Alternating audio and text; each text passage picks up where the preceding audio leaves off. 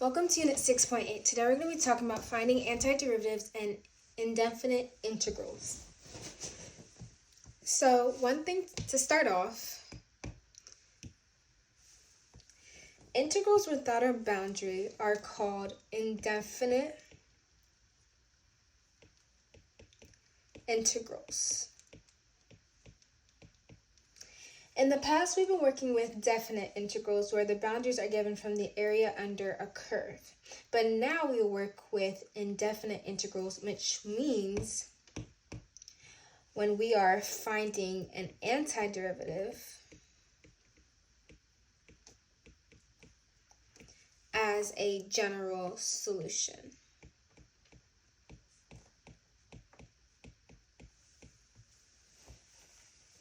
So we're going to look at some basic rules to help us with that. For exponential, if we have the limit of integration of e to the x times dx, that would equal e to the x plus c. Now, if you have no limits to your integration,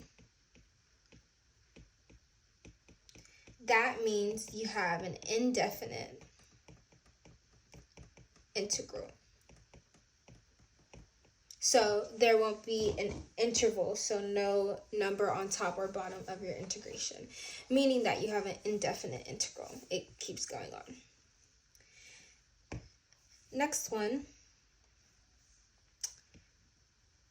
if you have integration of a to the x times d of x, that would mean a to the x over the natural log of a plus c. Now let's move on to logarithm. So if you have logarithm as the answer,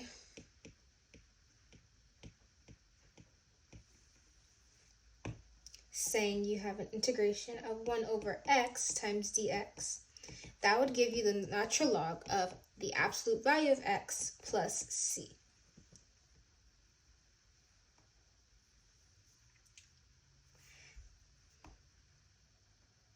Now we're going to go get a little tricky and learn trig integrals.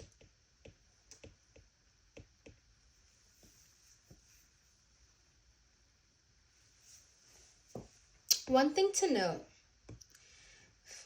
that no limit of integration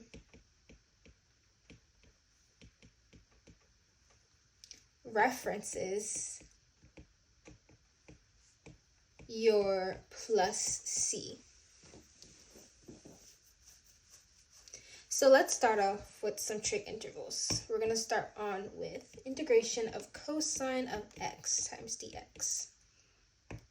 That equals sine of x plus c. The integration of sine of x times dx equals negative cosine x plus c. The integration of secant squared x times dx equals tangent of x plus c. The integration of cosecant x times cotangent x times dx equals negative cosecant x plus c. The integration of secant times tangent times dx equals the secant x plus c. And lastly, the integration of cosecant squared of x times dx equals negative cotangent x plus c.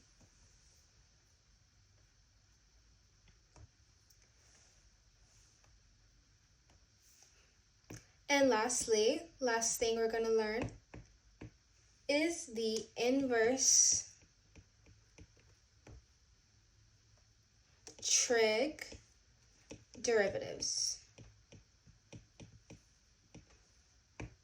So if I have the derivative sine or arc sine of x, that would equal 1 over the square root of 1 minus x squared.